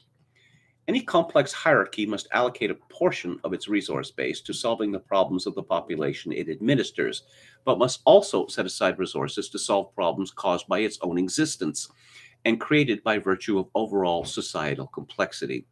Prior to the development of modern welfare states, it is likely that these increased administrative costs did little for the population as a whole, other than to maintain some semblance of basic needs. And even often, this was not accomplished. To maintain growth in complexity, hierarchies levy heavier taxes on their populations. At some point, even this yields declining marginal returns. This happens when rates are so high that avoidance increases and taxation-induced inflation erodes the value of the money collected. Seems topical. Rulers, as discussed in Chapter 2, must constantly legitimize their reigns. Legitimizing activities include such things as external defense and internal order, alleviating the effects of local productivity fluctuations, undertaking local development projects, and providing food and entertainment, as in imperial Rome, for urban masses. In many cases, the productivity of these legitimizing investments will decline. Whatever activities a hierarchy undertakes initially to bond a population to itself, providing defense, agricultural development, public works, bread and circuses, and the like, often thereafter become de rigueur, so that further bonding activities are at a higher cost with little or no additional benefit to the hierarchy. This point may require clarification. Consider the situation of a hierarchy that must invest in legitimizing activities among a politically potent but minimally compliant segment of the population. Once this population segment has become accustomed to any pattern of increasing investment in legitimization, continuance of this trajectory is necessary to maintain the compliance status quo. Increased investment in legitimizing activities brings little or no increased compliance, and the marginal return on investment in legitimization correspondingly declines. Well, you can see two examples of this in Canada. You can see it with our native Indian population, which is constantly demanding more and more and more and more government gibs. Does this make them any happier or any better off, apart from perhaps an elite? No, it does not seem to at all. You can see it again with spending and agitation on multiculturalism, diversism, anti-racism, etc. More and more gibs leads to demands for ever greater gibs. And does this make our visible minorities any happier? Well, arguably, except for elite, no, it does not. It has the opposite effect. But the assumption is, I guess the assumption amongst pretty much all parties, and certainly the elite, that more and more and ever more money must be spent on these projects. Tainter continues, the appeasement of urban mobs presents the classic illustration of this principle. Any level of activities undertaken to appease such populations, the bread and circuses syndrome, eventually becomes the expected minimum. An increase in the cost of bread and circuses, which seems to have been required in imperial Rome to legitimize such things as the accession of a new ruler or his continued reign, may bring no increased return beyond a state of non-revolt. Rewards to Roman military personnel would often follow the same pattern, particularly when bounties were granted upon a ruler's accession. Roman soldiers regarded such bounties as a right. The alternative course is to reduce legitimizing activities and increase other means of behavioral control. Yet in such situations, as resources committed to benefits decline, resources committed to control must increase. Although quantitative cost-benefit data for such control systems are rare, it seems reasonable to infer that as the costs of coercion increase, the benefits in the form of population compliance probably do not grow proportionately. In the United States from 1960 to 1973, for example, an increase in total crime of 258% required a rise in law enforcement expenditures of 332%. Thus, the marginal cost of coercion increases and the marginal return declines. These remarks are not meant to suggest that social evolution carries no benefits, nor that the marginal product of social complexity always declines. The marginal product of any investment declines only after a certain point. Prior to that point, benefits increased faster than costs. Very often, though, societies do reach a level where continued investment in complexity yields a declining marginal return. At that point, the society is investing heavily in an evolutionary course that is becoming less and less productive, where at increased cost it is able to do little more than maintain the status quo. And I'll have more from Joseph Tainter tomorrow. Let's talk about the future, which according to John McGlynn, I'm going to pronounce that way because he spelt it in an Irish fashion, which is foreign to me and I suppose to most people. But American society, what's the future of it? Fat and lonely. That's the title of this essay at the AmericanMind.org. In 2012, The Atlantic's not Jennifer, but Jen Dell, asked if we had entered a post-marriage era. A decade on, the answer appears to be most definitely yes. The marriage rate in the United States is at an all-time low. In 1990, the marriage rate was 9.8 per 1,000 people. In 2020, it had fallen to about half that figure. According to economist Aaron Clarey, the author of Menu, Life Without the Opposite Sex, there are many reasons for the decline in marriage, including advances in technology, incredible economic growth, as well as a generous welfare state. Additionally, the political movement of feminism cannot be overlooked. Today, he argues, men and women no longer need each other in order to survive. This statement is supported by hard, difficult to digest facts. Less than a decade from now, 45% of women in the workforce ages 25 to 44 will be single. Getting married, once considered the worthiest of goals, now ranks 5th place on women's priority list. Number 1, independence, a proxy for career. In modern-day America, women are far more likely to be married to their jobs than to men. Author and manosphere mainstay Rollo Tomassi, who has been talking about a post-marriage America for years, believes the one-man, one-woman system is unfashionable because the 20th century monogamy we know today is the result of a post-agrarian social order. In the past, the monogamous trade-off for women was long-term provisioning, protection as far as the man was capable or could afford it, and parental investment, all things conducive to sustainable futures for women and their children, says Tomassi. But that was then, and this is now. Today, he adds, we know that women find 80% of men unattractive as suitable mates. That's true both in a physical and an economical sense. Socially enforced monogamy served the reproductive interests of yesterday's humans, but norms and incentives appear to have changed. We are now desperately trying to superimpose a 20th century template onto a 21st century world which no longer fits. Monogamy, according to Tomassi, was a male institution masquerading as a female institution because it ensured some level of paternity and stable bonds and responsibilities to arrive at a semblance of order among males in a community. Alan J. Hawkins, the director of the School of Family Life at Brigham Young University in Provo, Utah, told me that America has undergone a long process of deinstitutionalizing marriage. Hawkins referred to the work of Andrew Cherlin, an academic who documented the many ways in which the practical significance of marriage has vanished from American society. Judging by the number of Americans willing or unwilling to get married today, one could argue that the symbolic significance of marriage has also vanished. Hawkins told me that marriage is closer now to designer activity, setting personal parameters rather than a highly institutionalized entity that sets the rules for its members. This is because we, as a society, have been changing the meaning of marriage for decades now. Some changes, he believes, have strengthened marriage, e.g., softer gender roles, although, as I have argued elsewhere, softer gender roles are part of the post-marriage problem.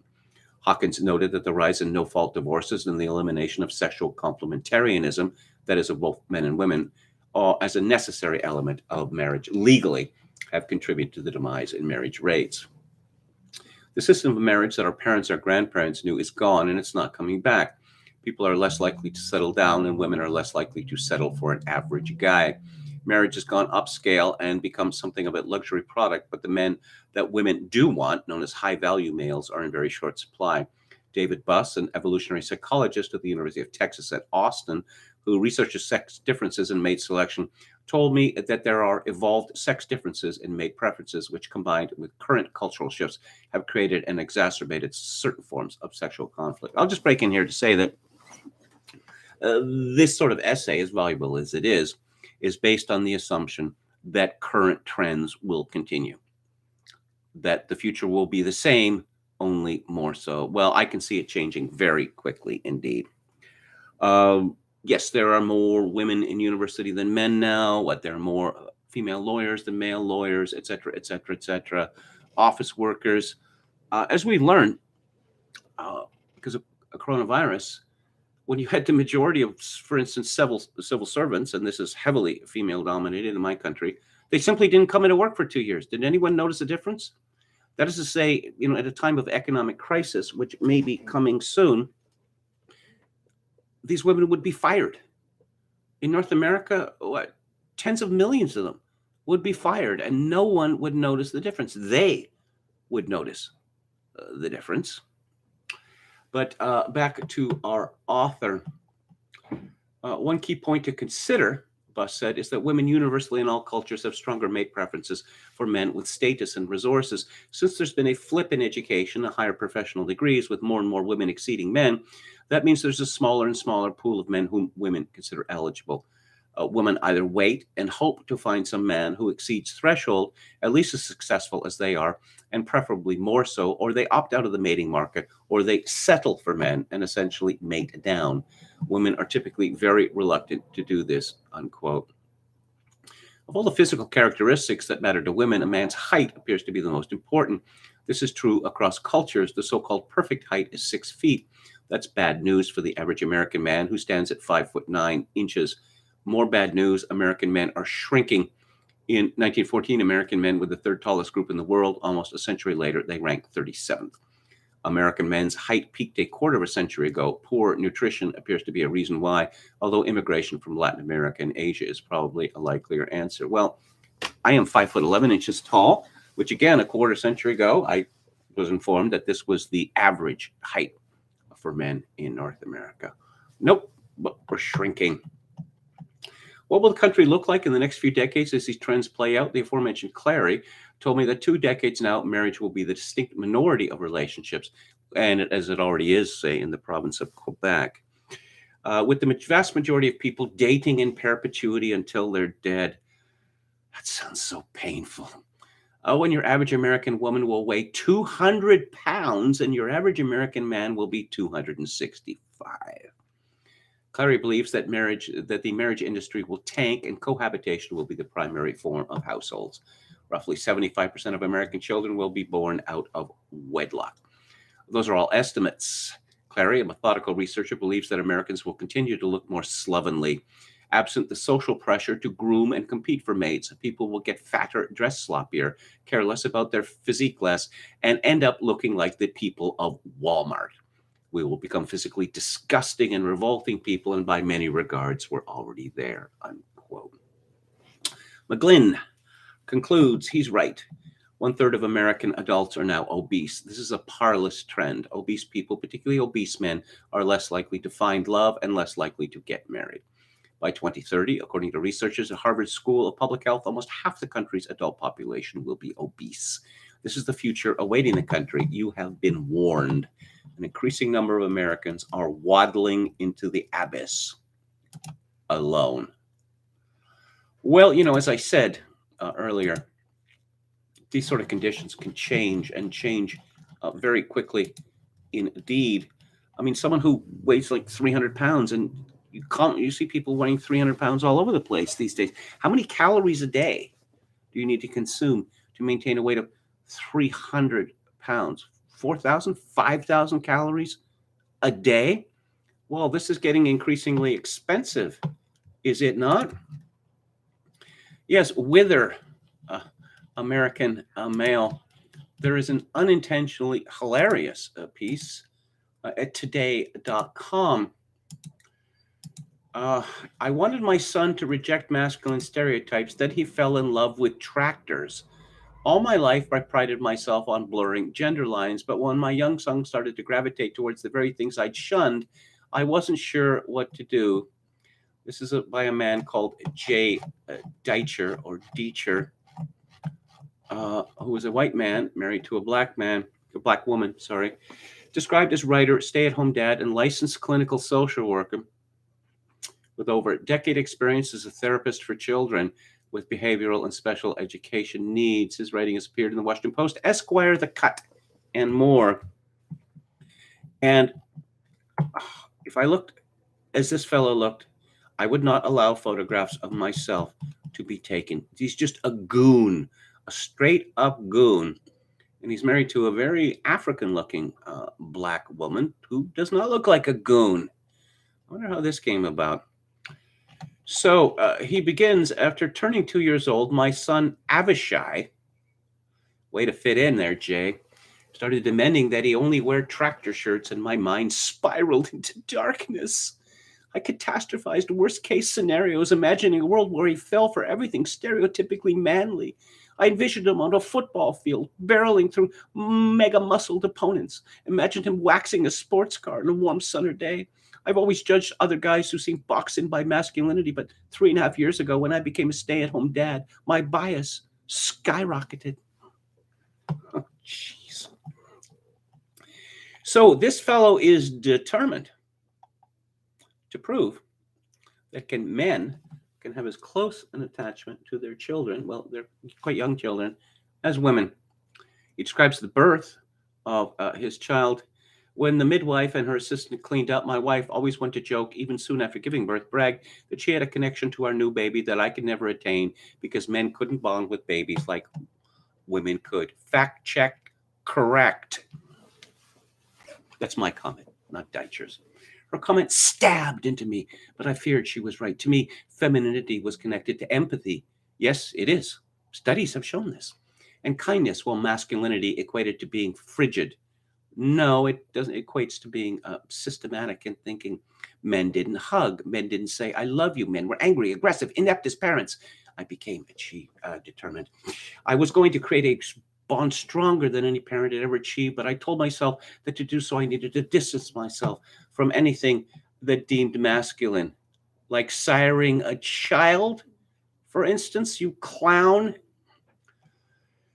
Yeah, well, I have a sad confession for you, that I was once a stay-at-home dad myself for a whole year, a whole year.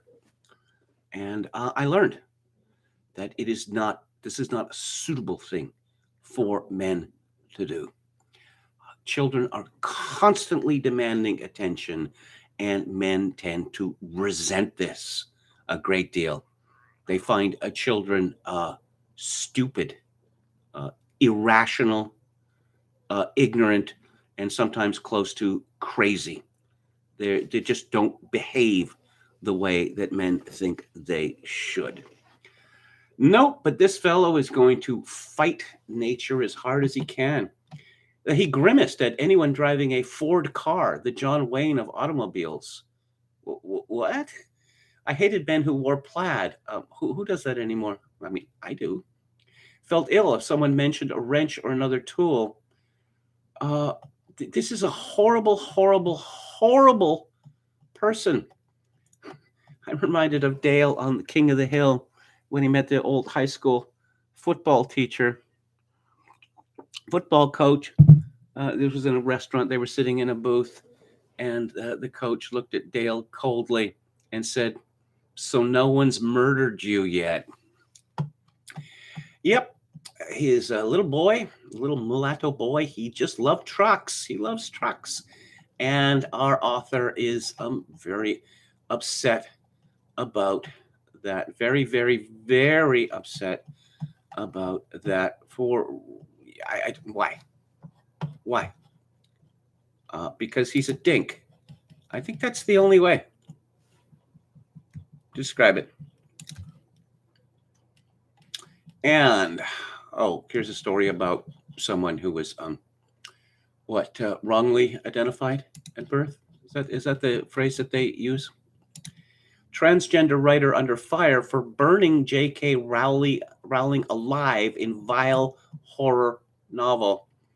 Gretchen Felker Martin's debut novel, Manhunt, follows two trans women attempting to survive in a world ravaged by a plague, which transforms anyone with enough testosterone into their system into a shrieking monstrosity.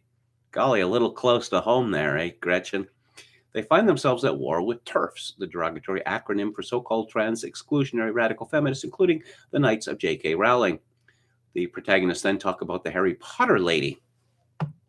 Ended up being a crazy TERF, like super intense, Felker Martin's character said, saying Rowling hired military contractors and had them all up at her castle in Scotland.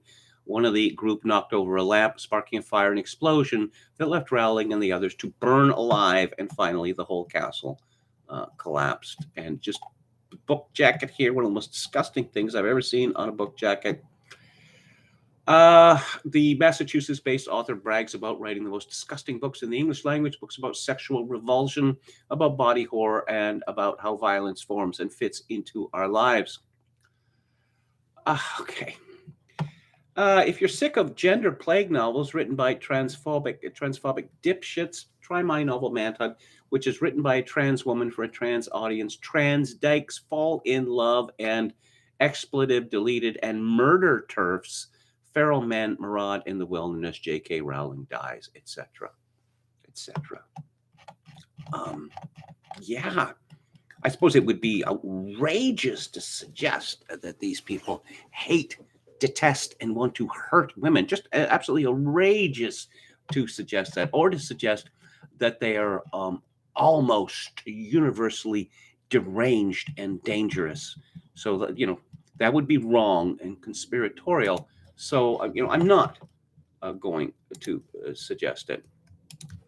But guess who loves this book? National Public Radio does. Because, well, why wouldn't they? And so Liam McBride, love this book. This is from James Gordon of the Daily Mail. To be upfront, Manhunt is not for everyone. His review begins. It's gory and brutal and sickened me more than any other horror novel I've read in recent memory. I'm sure it will challenge many trans readers, like myself, as much as it will challenge cis readers. I mean all this. This is a sincere compliment to Felker Martin's work.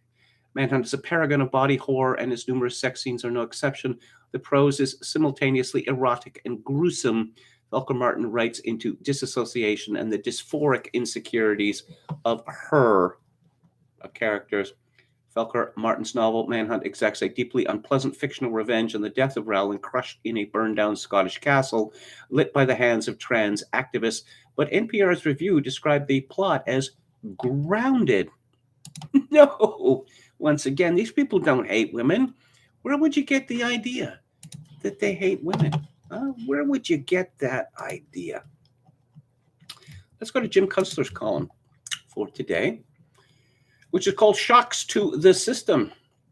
There's something about being detached from reality that makes it hard to go about your everyday business. In the quaint asylums of yore, it was understood that a few shocks to the system could bring lunatics out of a fugue state of derangement: a cold water plunge, an insolent hot shot to induce convulsions, some electrodes placed artfully on select regions of the brain.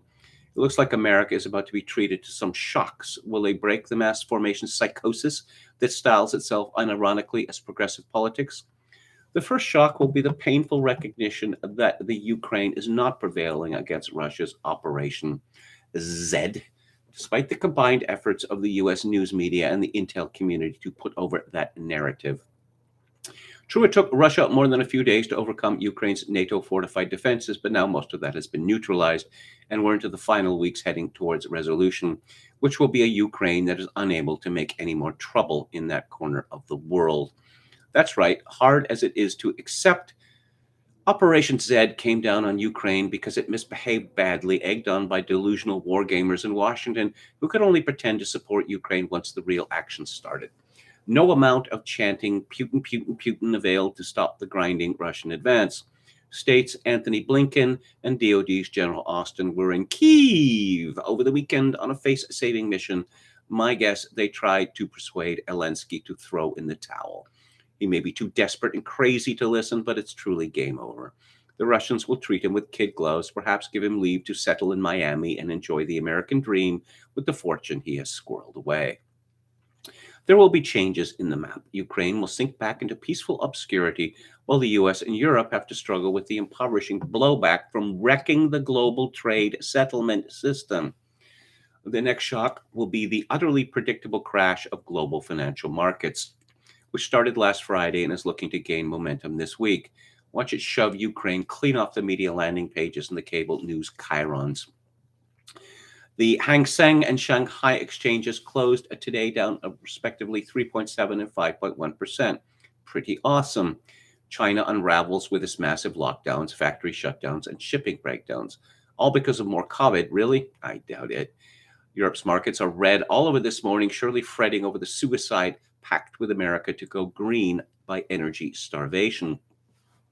The dirty secret is that nobody will be going green the way fantasists propose. Rather, we'll be going medieval. Kunstler continues, you can see our nauseating free fall in real time. A friend set forth to shop for a car last week. Her current ride is 8 years old and has 110K on the Odo. At two dealerships, there was no inventory of new cars on the lots.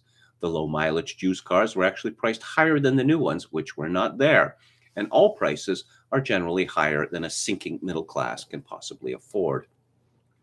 Delivery of a new car could not be promised before September at the earliest, the sales rep said. I will tell you what this means. It means that the car industry's business model is broken. Similarly, a conversation I had Saturday with the farm and garden store owner in town, supplies of everything are off. Wholesale cost of everything is out of sight. He usually has 100 chainsaws in stock this time of year. This April, he's got only 10. Anything electrical, no replacement parts. They're short on fertilizer and vegetable seeds. Meanwhile, food processing plants all around the country are mysteriously blowing up and burning down. No supper for you, America. Next, shock to the system. Remember COVID-19? Do you have any idea how much homicidal fraud was committed in its name by the pharmaceutical industry and the public health agencies of the U.S. government?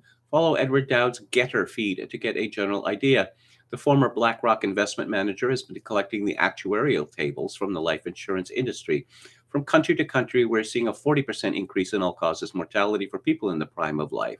Wall Street has noticed, Dowd says. The key to this issue is that fraud obviates the liability shield conferred on Pfizer, Moderna et al. By the government's emergency use authorization. Awaiting in parallel to all of that is the criminal culpability of many hundreds, perhaps thousands of government officials, hospital executives, and doctors. Dr. Naomi Wolf has engaged over 2,000 researchers and hundreds of lawyers in gathering the hard evidence of these frauds. All of this will eventually flip the Covidian catatonics out of their trances and their stupid masks. Sometime in May, Hillary Clinton attorney Michael Sussman will be the second Russiagator to go on trial following FBI lawyer Kevin Kleinsmith last year. It looks like special counsel John Durham does not need to make a plea deal with Sussman. Durham's office already has enough evidence to move up the feeding chain to the bigger fish.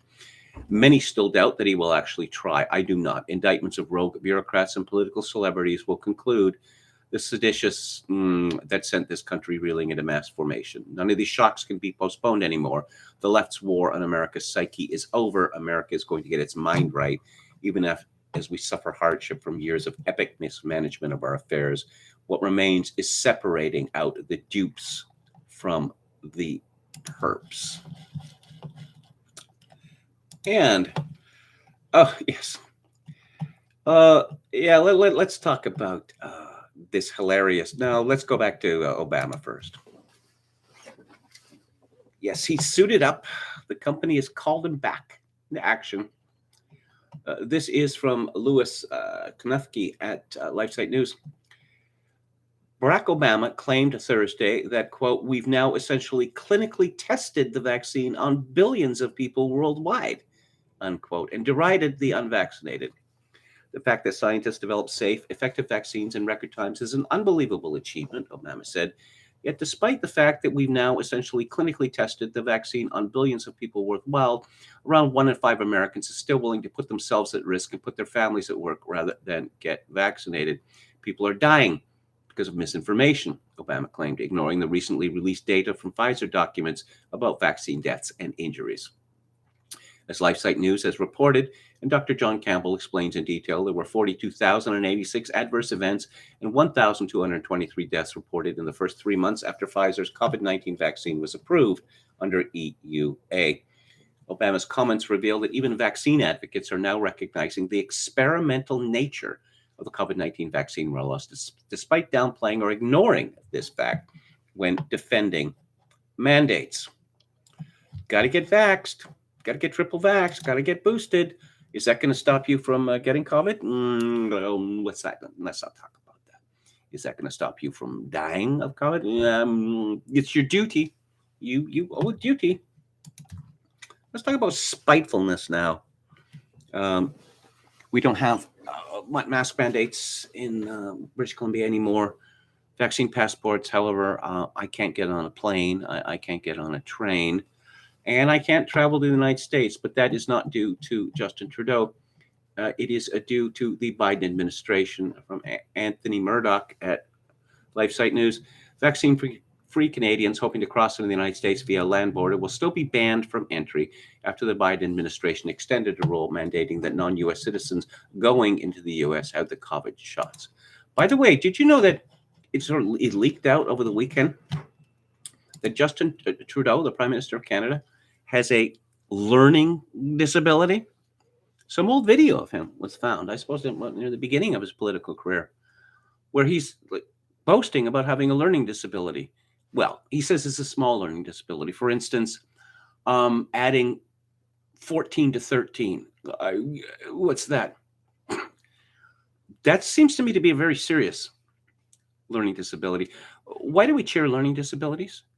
What exactly constitutes a learning disability anyway? I can give you some examples. I think what we're talking about here is stupidity. Here's some learning disabilities: blindness, severe learning disability, perhaps even more than that, deafness, a severe learning disability, a genuine brain condition like cerebral palsy.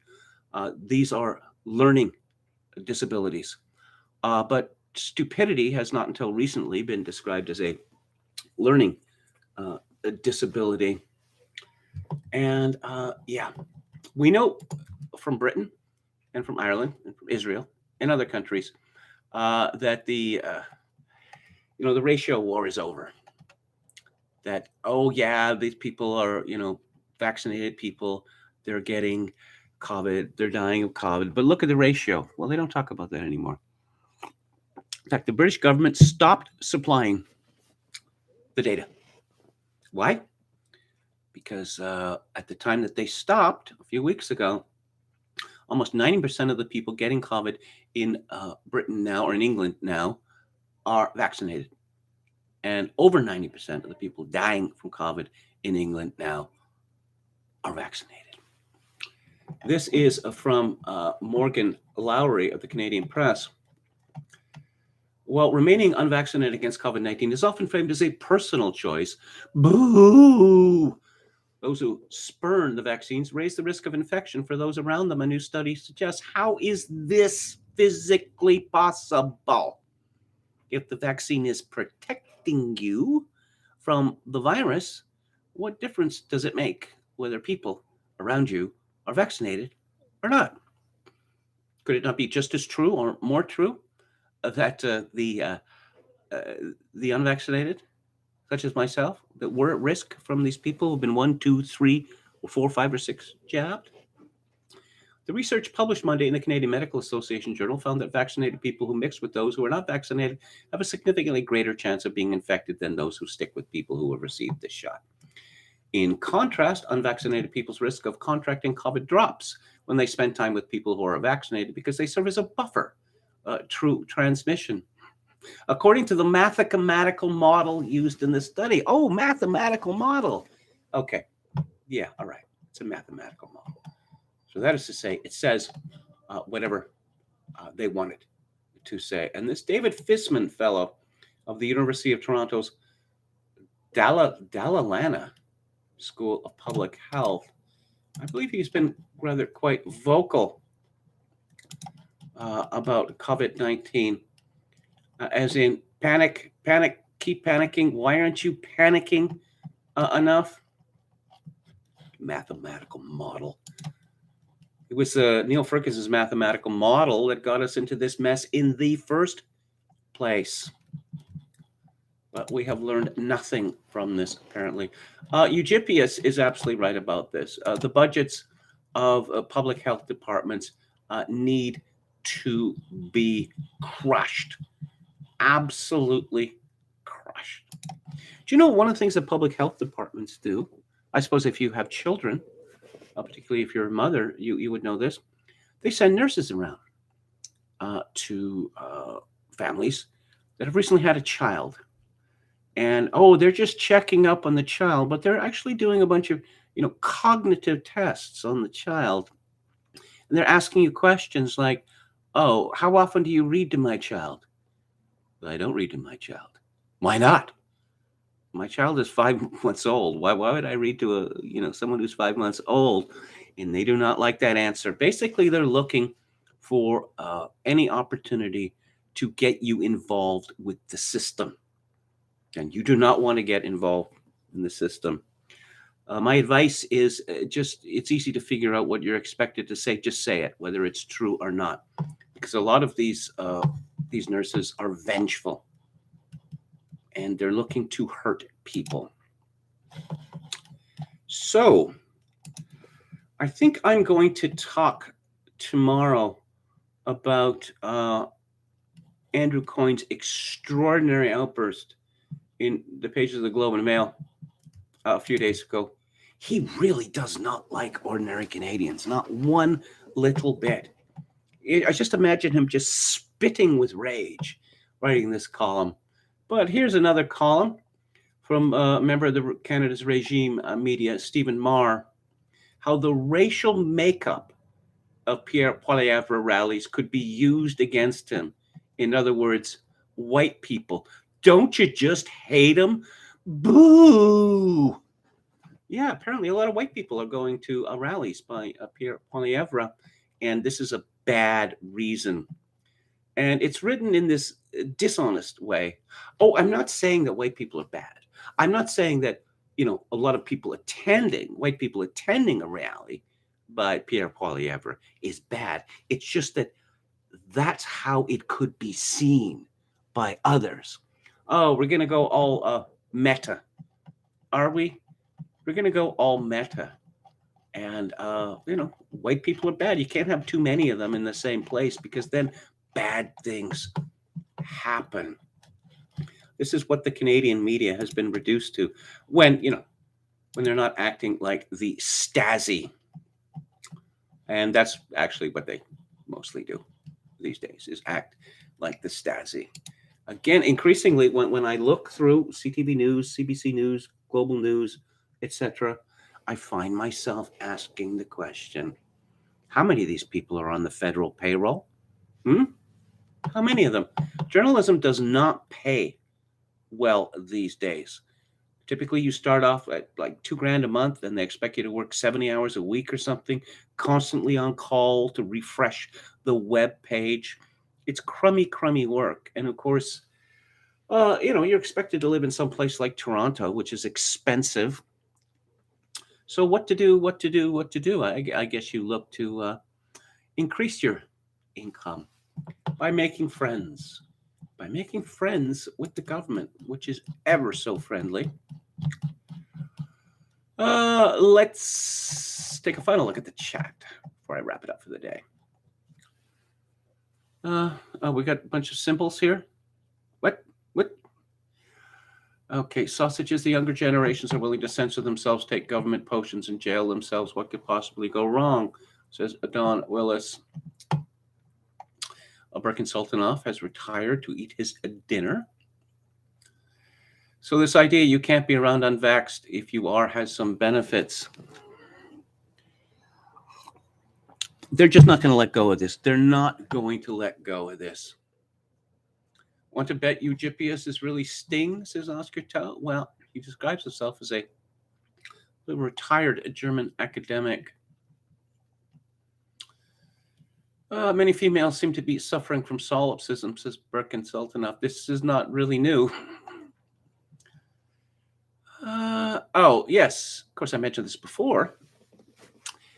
After you get the mRNA jab, you are not counted as being vaccinated until 2 weeks afterwards. Why is that, you might ask? Because the jab itself makes you immunocompromised for that period. They don't like to talk about that part too much.